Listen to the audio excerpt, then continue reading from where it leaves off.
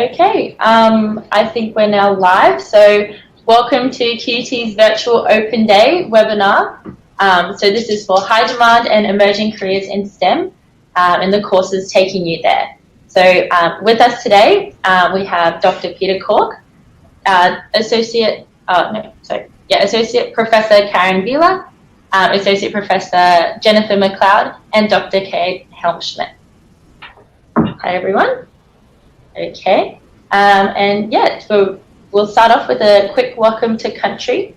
So here at QUT, we'd like to acknowledge the Turrbal and Yagara people as the First Nations owner of the lands where QUT now stands. We pay respects to their elders, laws, customs, and creation spirits. We recognise that these lands have always been places of teaching, research, and learning. And we continue to acknowledge the important role of Aboriginal and Torres Strait Islander people play within the QUT community today. So just a quick introduction. My name is Mackenzie. I'm a QUT student currently in my 4th year of a Bachelor of Engineering. In my degree, I'm majoring in medical engineering, minoring in robotics. So really combining my interest of medicine and technology. My focus for the future is to use advancing technologies to problem solve within the health field. So I chose QUT for 2 really big reasons. One being the university teaches us students the technologies which are currently advancing in real time. So really something important for all of us interested in the ever-evolving field of STEM. And the other reason I chose QUT is a lot of the additional programs and support they give to us students, ranging between personal development, academic opportunities, and connections with exciting programs abroad when travel resumes in the future. So yes, we've done a quick introduction of our panel. So we'll have a little bit more of delve into a little bit more of what they do. So we'll start off with Associate Professor Jennifer. Do you want to give us a quick introduction? What do you do here at QUT? And yeah, with what undergraduate degree did you do and what do you do now? Thanks, Mackenzie. My undergraduate studies were in a field called applied physics. And what I do here at QUT is physics. I am an associate professor in physics. I study atoms and molecules on surfaces, and I teach our undergraduate students. And as you mentioned before, I'm also the head of school for chemistry and physics. Beautiful. And next we'll have a bit of an introduction from Dr. Kate. Hi, yes, I'm Dr. Kate Helmschmidt. I'm a senior lecturer at QUT and I'm a mathematician. And so I did my undergraduate degree in mathematics, in applied mathematics. And then I realized that there's really cool ways that I can use mathematics to shape the world and to make a difference. And so I work in a field of mathematics that centers on ecology and the environment. So I use maths to build models of the world so that we can understand what's happening in systems and so that we can figure out how we can manage our ecosystems and environment sustainably. And also, as everyone on the panel, I also teach undergraduates here at QUT. Beautiful, thanks, Kate. Next we'll hear from Professor Peter Cork. Hi, I'm Peter. I'm a professor here at QUT. I'm a professor of robotics. As an undergraduate, I studied electrical engineering and I've spent some time in industry. So I do research here at QUT in robotics, but I also teach into the undergraduate program. So I teach into our major of mechatronics. Mechatronics is a fusion of mechanical engineering, electronic engineering, and computer science. Lovely. And last but not least, Associate Professor Karen. Thank you. I am a planner and my undergraduate degree was a Bachelor of Regional and Town Planning. And like Peter, I've also spent some time in industry working for governments and non-government organisations, actually on saving the environment and saving our ecosystems. Here at QUT, I'm the head of school of built environment. And one of the things that I love about what I do is that, Bachelor of Regional Town Planning means that we work in cities, but we also work with our regional environments and our very special wilderness and World Heritage places.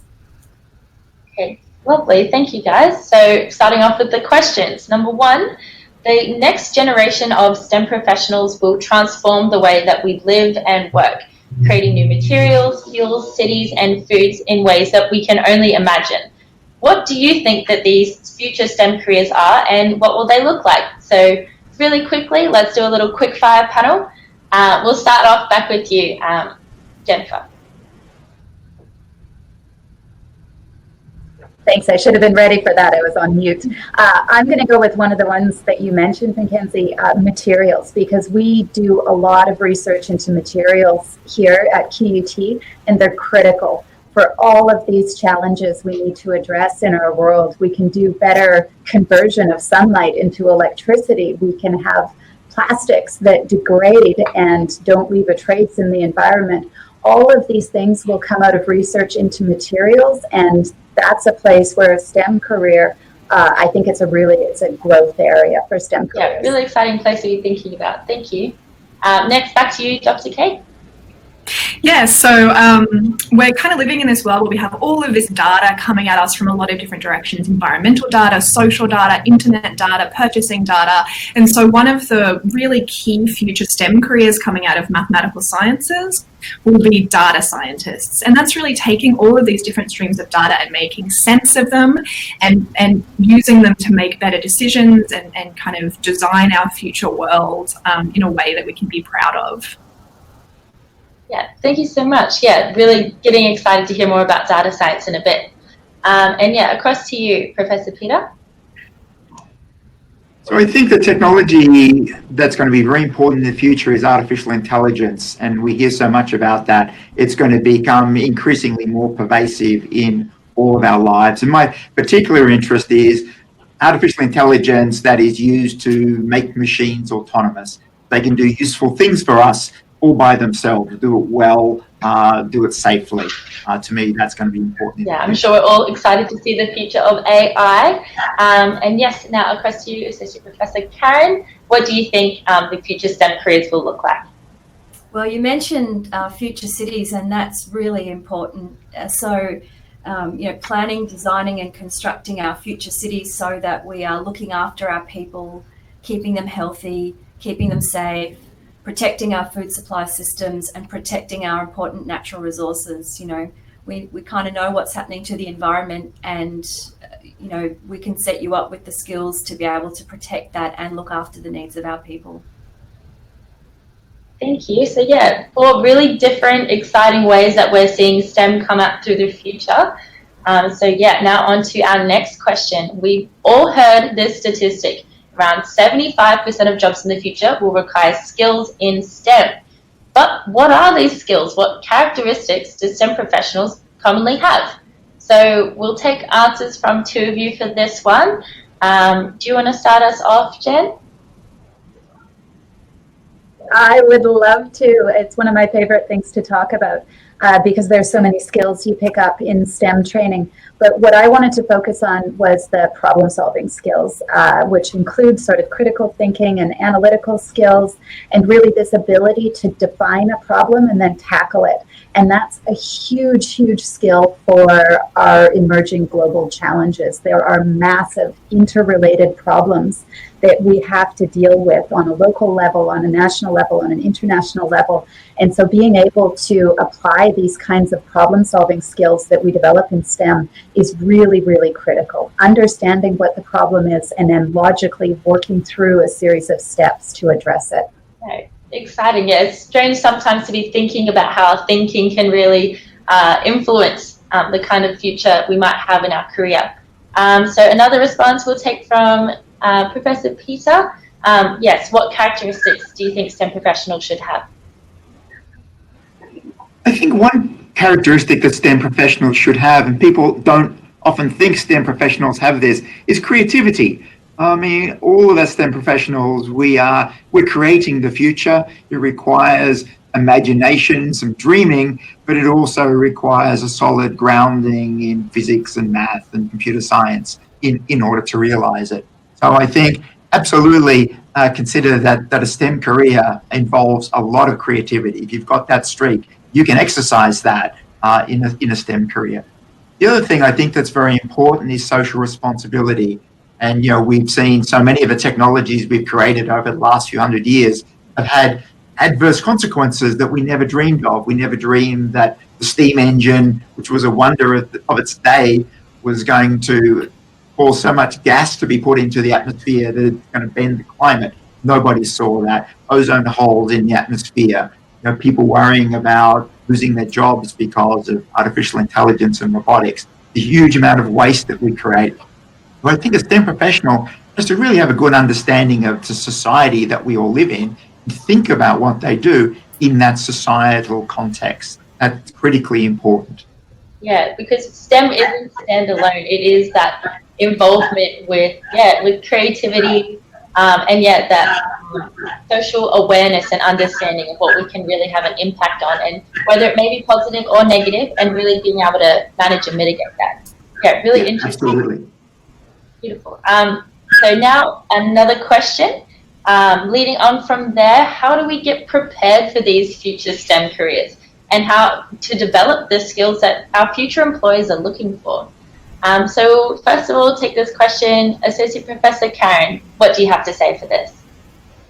Well, I think that, if I think about urban regional planning, for example, we're preparing students to understand what the future needs are for our planet, for our people. So it's about equipping you with the knowledge that you need and the skills that you need to do exactly what Peter said, and that is work creatively with scientists and engineers and public officials and community members to be able to come up with creative ways of meeting those needs, given the limitations that we have with our resources and our need to protect and look after our environment. And so what we do here is that we teach you those knowledge sets, and we also equip you with the skills that you need to be able to put that knowledge into action. And we do that by thinking very carefully about how we scaffold your learning across your program. We bring in professionals from outside of QUT to work with you to actually show you how we can do that. And we also have a great range of double degree offerings that actually allow us to put together unique bits of information and unique courses so that we can give you these future skills that you need. Yeah, and 100%. I can only agree with that, as being a student on the receiving end of this as well. I've been so lucky to have so many awesome opportunities, with professionals coming in, with a really strong focus on collaboration and teamwork, and seeing how all these awesome avenues of STEM and outside of STEM can really work together. And I'm excited to see where this can take me already. Okay, and we'll also pass this question over to Dr. Kate. What do you think how to develop these future skills that our employers are looking for? Thanks. And I totally agree with what Karen has said here. And it's really, really important in fields like mathematics, where it's easy to think about it as being very theoretical. And so we really try and build this focus, like a dual focus on the theoretical and exciting parts of mathematics, and then also how we apply them. And not just thinking in our classrooms about like how maybe you might want to apply them if you were trying to pluck an example out of the air, but really going out into our industry collaborators, people we know in government, real pressing problems in the world that need mathematics and that can really only be solved with mathematics, and kind of taking these applications to our students and saying, how do we pivot from the types of theory that make us really excited into the types of applications that we'll have to use going forward. And the kind of the state of mathematics is changing really quickly, and that's not something that we normally think of. We think of it as being quite a fixed type of field, but computational power is changing, the way we access data is changing, the way we think about things like, as Peter said, AI, or artificial intelligence, all of these things mean that we have to make theoretical advances, and we need to train our students to make theoretical advances that are useful for these types of applications in the future. And so we do these things, for example, in our new Bachelor of Data Science degree, which is just starting next year, and I think is going to be a really exciting blend of this theory and application. And as Karen said, we offer this opportunity at QUT and at many universities to add things like mathematics that give you those theoretical skills and tool sets to other types of degrees as well, that can really broaden those employability skills that employers are looking for at the moment. Yeah, it's just, yeah, it is a very, I think you mentioned it's a very evolving space, and that is something so exciting to hear, like to know that you'll be joining an area that is growing and moving and changing. Like if you join into any of these careers in STEM, you're not standing still. There's no 2 days the same. So yeah, it's really exciting to hear, especially as a bit of a maths nerd as well myself, that yeah, there's so many different exciting ways that we can be applying these knowledge and these skills. So yeah, really exciting to hear. So yeah, we've got a bit more time, so let's delve a little bit into the backstories. So you four are obviously some of the most amazing STEM researchers and educators, but you all started back in my shoes, or even beyond this, as a student looking into which career should I take as a young person. So yeah, who or what inspired you to pursue this career in STEM? How did you find your path to lead you to where you are today? So yeah, we'll start back over with you, Associate Professor Jen. Do you want to give us a bit of a backstory? Well, thanks, Mackenzie. I mean, of course, it was a whole bunch of reasons, but fundamentally, I think what it boiled down to is basic curiosity. I really love trying to figure out how things work, and physics is all about figuring out how things work. And the more I got into it, the more I realized, the whole world, the whole universe runs on physics, and it gives us a way of sort of understanding what's going on, asking questions about what might happen next. And in my own research, one of the things I do, like on a daily basis, is to take pictures of atoms. And it's absolutely wild. It was inconceivable to me when I was little that there were people that could do this as their job, and that you're learning. And so it's just that. It's the joy of discovery, the basic curiosity. That's really what fuels it. And I'm sure so many students, looking into university, wherever they may come from, or whatever avenue, like that base level curiosity, I think that could really resonate with a lot of people. Let's hear a little bit from you, Professor Peter. What led you towards a career in STEM? I think ever since I was really little, I just was interested in building things. I was interested in machines and electronics, probably from the age of 10. So there was no decision process. I was going to go through high school, and I had some fantastic teachers in high school. I blessed with fantastic maths and physics teachers, and they just kind of added fuel to the fire. And so, I was going to go to university, I was going to do engineering. And then after that, robotics is a field that I kind of fell into, and it's an amazing field. It's made so much progress over my career, from moving. And my interest now is taking robotic technology, which has got it can be applied to so many different problems. And what I've seen over my career and what I'm involved in now is taking it out of factories where robots have been very effective for many decades, more than 50 years actually. And then how can we put robots in households and in hospitals and in farms and in mines and construction sites? So much potential for robotics, and that's really what my career is about now, is working with lots of really smart people to bring that future to fruition. Just such an exciting space to be working with a lot of inspired people, and getting to do a bit of that building and things that are stuck with you since when you were younger. And it's just a dream job. I enjoy coming to work every day because it's just I couldn't imagine a better job. And that's what we're striving for. So that's so good to hear.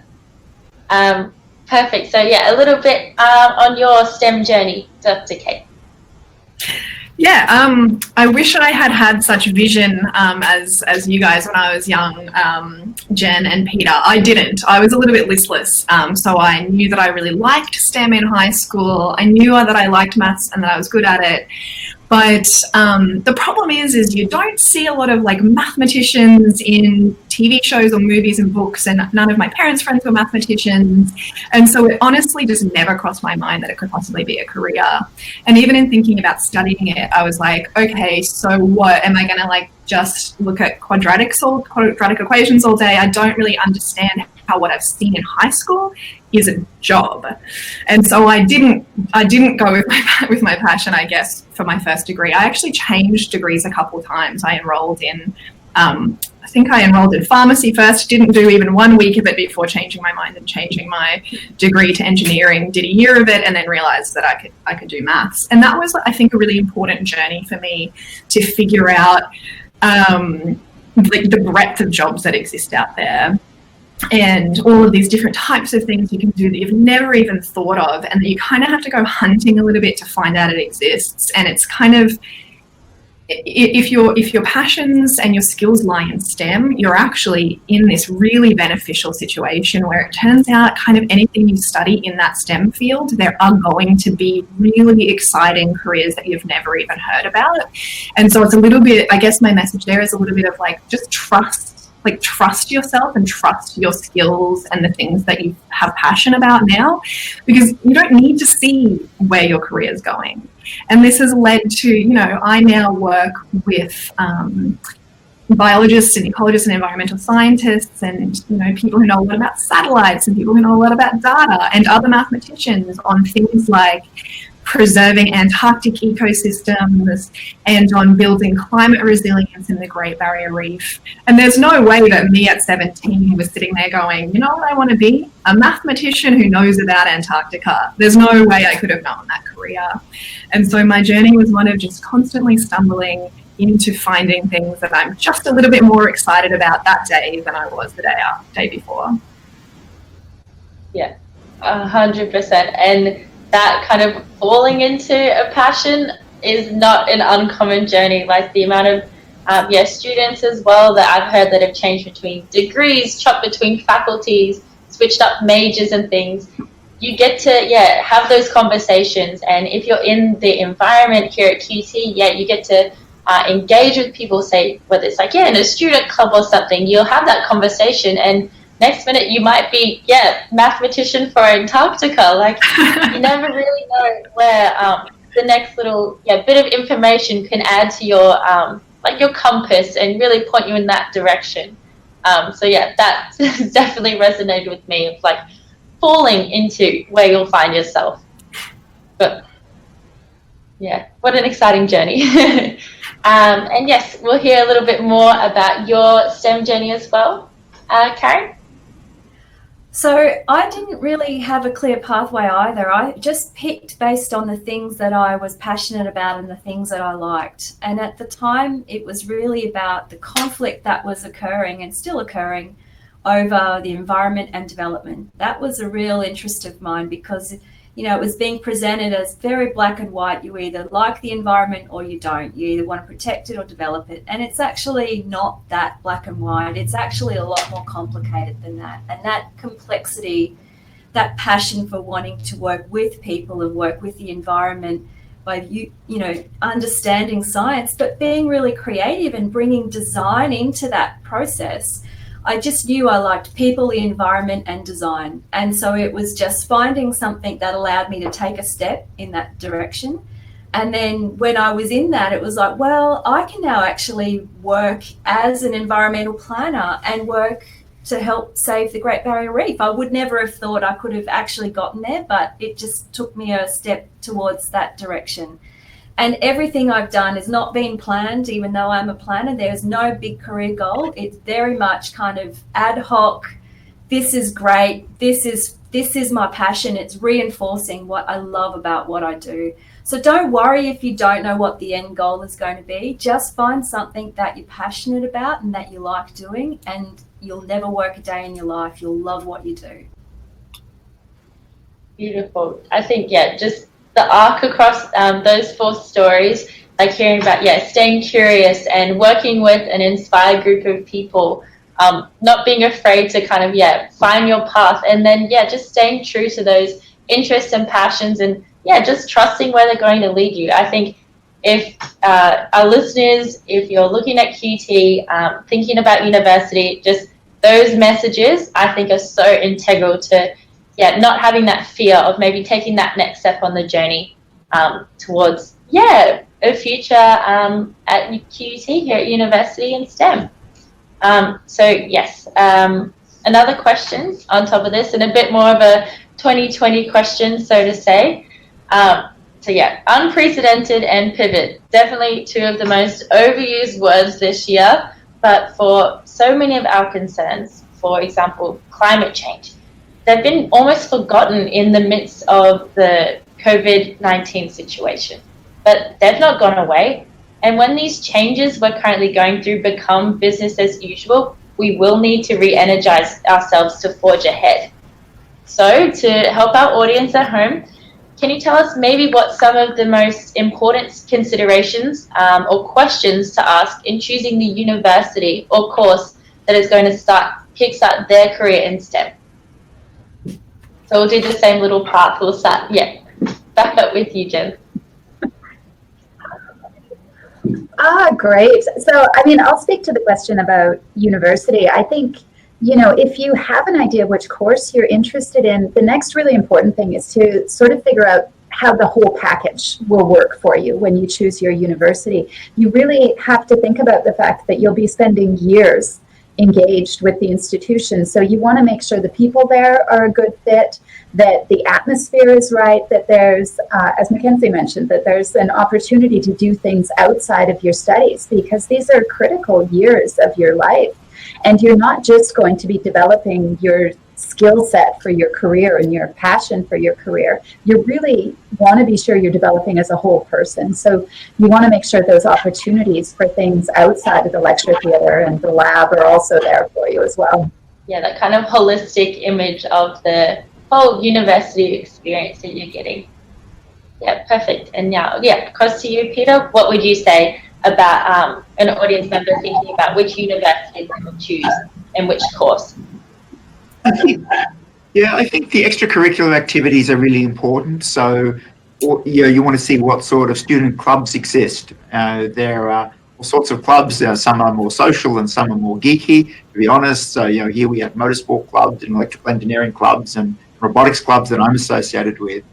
But the other thing you need to know about a university is that the people who are teaching you, the lecturers, they're quite different to the teachers that you had at high school, because we all teach. So, we give lectures to the undergraduate students, but we also have a research career. So we all do two things. We teach and we have research.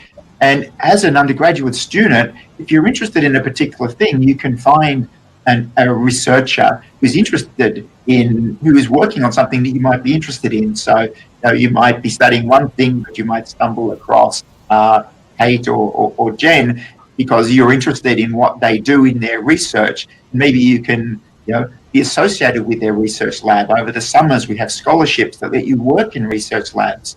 And so you can try a few different areas and give you a bit of a taste, perhaps, of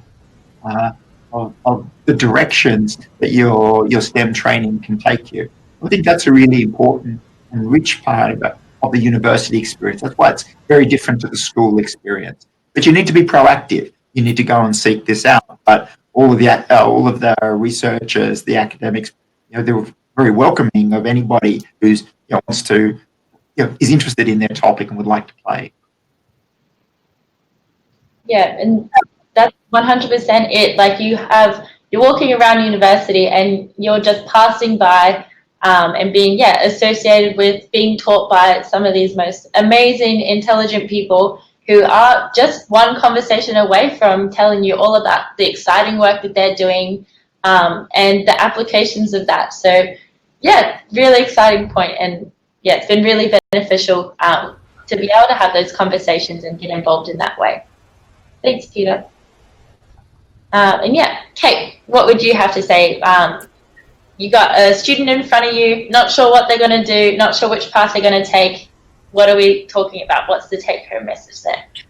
So I guess unsurprisingly, now that you've heard my career journey, my first point is it doesn't matter as much as you think it matters right now. So I think that when you're faced with this really epic decision about what you're going to do with the next 3 or 4, or for me, 10 years of your life when you study at university, you kind of fall into a trap of thinking about, like, what degree do I want? Like, thinking about the fact that the product maybe that you're getting here is a degree. But I fully disagree with that. I think the product here, like what we're trying to aim for, is you as a STEM professional.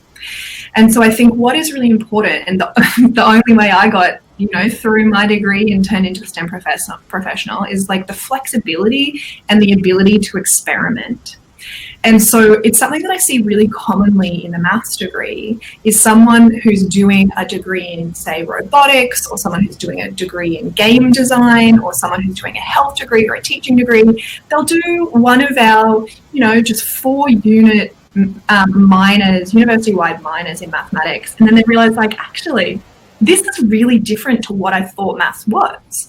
And then they'll shift into doing a double degree, and it's really, really common that we see that that in maths. And so I think finding an environment where you're able to do a little bit of that experimentation, whether it's through taking some different units outside of your main course structure, or as Peter said, doing things like vacation research experience, or as Jen has said a few times, just talking to people, just talking to other students, like finding somewhere that feels enough like your home, that you feel like you're safe to do a bit of that experimentation, I think, and that sets you up really, not just for success in your degree, because in the course of life, who really cares about the degree, but it sets you up as being a really successful and excited and enthusiastic STEM professional. Yeah, and you mentioned so many different avenues for getting that chance to, within your university experience, explore a little bit and really have those opportunities to, play around a bit. So you mentioned doing minors. So that's within the STEM degree, you have a lot of opportunities to so for my personal experience, I'm a medical engineering student, minor in robotics. So that's my interest. I get to do 4 units in robotics, get to play around with that a bit, learn a bit more. I have friends who have done other minors, in like mechanics, as you mentioned, maths. You can even like jump across to faculties as well. You can even do like minors, say, or second majors in business and things. So there's a lot of room to play around with your degree, and as you said, have that chance to experiment and kind of form on yourself, like, what are your interests, play around. It's not a very rigid, structured degree. It's not, here's the start point, here's the end point, and there's only one line to get there. And I think that is, a really exciting point for a lot of students. It sounds like that's had a big impact on you as well. Yeah, beautiful. So yes, and we'll just hear a bit as well from Karen too. What would you say to a student that's looking at picking their university and course, sitting with their QUT applications? So I think everything that the other presenters have raised is really important. And perhaps the one thing I would add is, if you know what you're passionate about, or you think you know what interests you, find somewhere that shares that passion. Peter mentioned that we have these dual lives. We teach and we also research, and what we do in the research part of our life, we're fueling our passion for knowledge, curiosity. We're actually trying to find new knowledge to make the world a better place. And when you're passionate about that, you want other people to know that too. So you're then directly feeding that new knowledge and that passion to you as a student in our courses. So you're learning at the cutting edge of learning and knowledge in your field. And that passion's really important, because when someone loves what it is that they do, you'll get more. You'll get more of their time. You'll get more insight. People will go that extra mile because we love what we do. And why would we not want to talk to other people who share the same passions as us? So find something. If you have an idea about what it is that you think you might be passionate about or you're interested in, find a university and that shares that same passion that you do, and you would just be set up for a future career. Yeah, and that passion that you spoke of, like, just comes through so strongly, and all 4 of you hearing about your journeys and what you think students might be looking at for STEM futures as well. Really clear coming through there. So really exciting point. So we've got a bit more time. So I thought we might cycle back to something that Jen mentioned earlier, talking about problem-solving skills and these kind of like critical thinking bits of, you've got a task, what's in front of you. I think sometimes some students might be going from, a more high school experience where you might have a little bit more guidance in things. Coming to university, is it say, a big jump in what you're expected to kind of go forward with, that problem-solving like mindset that we want to develop, how much kind of guidance and help can we get if we come to QUT to really develop that really important STEM skill? I can start with an answer to that because it's built into our science degree. We do not expect you to be an expert when you arrive. And one of the most important things about problem solving is being motivated to solve the problems. So we really spend quite a bit of time in our science degrees building in that ability to be curious and the basic structure. I mean, science runs through this tried and tested method of the scientific method, where we do use a bit of formalism to try to get to answers, but we practice that over and over again throughout our degree programs. And it all culminates in our science courses with our capstone units, which is sort of the last thing the students do as they're finishing up, where they actually undertake real research under the supervision of one of our academics or somebody from outside the university, and they really put all of their skills to the test. So it's a building experience. You develop the skills over the course of years, and you get good at applying them. It becomes second nature to sort of structure your curiosity so that you're asking questions where you can find meaningful answers. I might answer that one too, Mackenzie, if that's okay. So I think that we fall into a bit of a trap of thinking that these types of skills that we have, like I am either a maths person or I'm not a maths person. I am either a person who's good at problem solving or a person who has good analytical skills, or I'm not. And I think maybe that's how universities used to work, like in the olden days, maybe when we were only focused on teaching theory. It was like, okay, come in and we'll teach you like the nuts and bolts of how maths works, and we'll teach you, about what that is. But now I think we've really pivoted, especially at QUT, and as Jen's saying, we look at these types of skills and we say every single one of these is a developable skill with practice. And so just to reiterate what Jen said, is like we actually spend a surprising amount of time thinking about how to build these things into, maths projects. It's not just about how do I ask the best questions about mathematics, but how do I ask the best questions about developing these other types of skills as well, because I'm really upfront about knowing those skills are really important. Yeah, and as you mentioned, it's a developable skill. Like it's not just you're one or the other, as well, like Peter mentioned.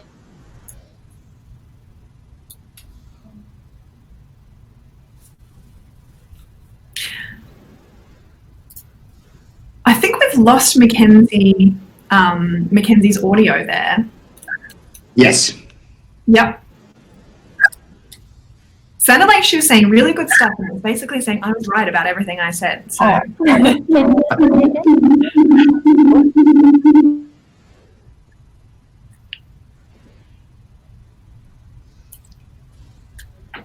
But maybe we can just keep going around. Yeah. If I could just comment a little bit so I teach in engineering. So engineering is a 4-year degree program. Science degrees are 3-year degrees.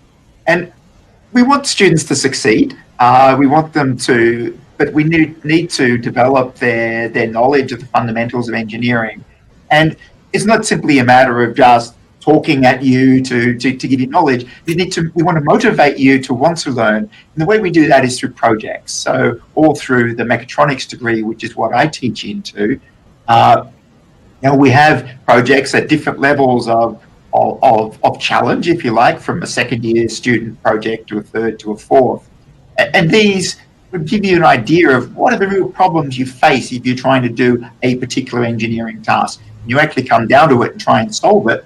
What is it that's hard? What theory do I need in order to know how to solve this problem, well and safely?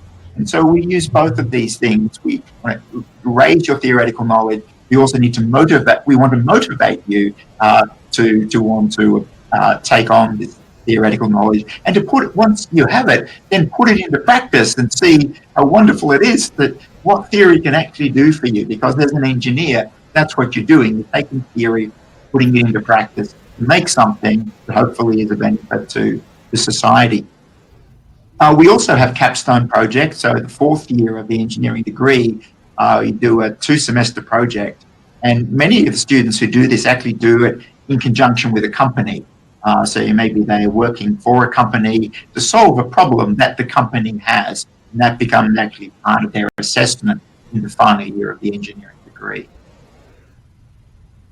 And I think, Peter, one of the really great things that we have here at QUT is like we have the academic we have put a place of real value on developing these skills, but we also have a lot of peer-to-peer learning that goes on through our Stimulate program, which is, you know, students in higher grade, in higher levels at the university helping out and chatting to, and, you know, in both structured and unstructured ways, helping students develop these types of skills that we pass them on to the students who then pass them on to the other students. I think that's another really good avenue for getting these types of skill developments embedded throughout the university experience.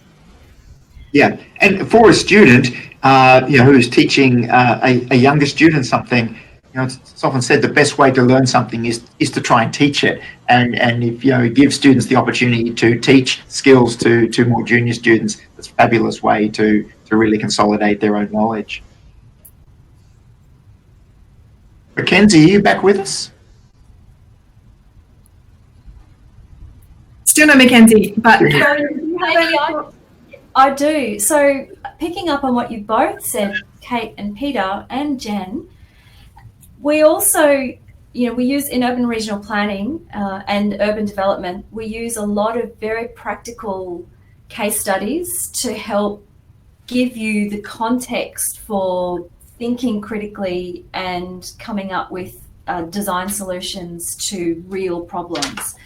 And so we do that by bringing in experts from industry. So we work a lot with local government and state government, where we actually get them to give us a real problem that they're working on. So it might be a real neighbourhood planning problem that Brisbane City Council is about to undertake, or it might be a problem that another local government, climate change hazard planning, for example, or bushfire hazard planning, something that a local government or an industry group is actually trying to grapple with.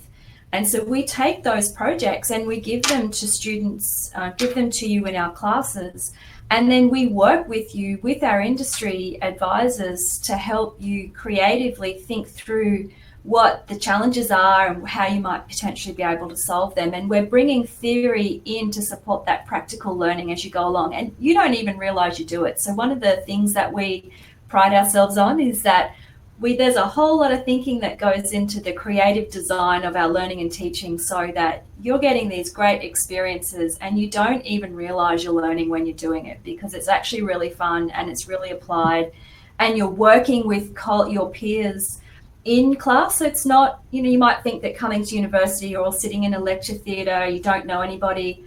Actually, that's not true. We use our projects to build your peer networks within your cohort and within your class, so that you can collectively go, this is really hard. Does anybody know what the answer to it is? And actually, by getting together and putting your different knowledge together, you can actually start to problem solve in a completely different way. And that's part of our educational design. Bringing all of these different ideas together to support you to actually think critically and come up with really innovative solutions. Thanks so much, Karen, and thanks so much to all of the panelists and to you, Mackenzie, and to all of you that are watching. I think this has been a really great session. I've learned things, and I really hope we've inspired you to learn a little bit more about STEM. If you're interested in learning more, of course, we have Virtual Open Day going on right now. There are virtual booths which will offer you the opportunity to interact with academics, with student ambassadors, and to get any questions you might have answered. So take a look around, see what you can learn. Thanks so much for taking the time to spend a little time with us today. Thanks, everyone. Bye.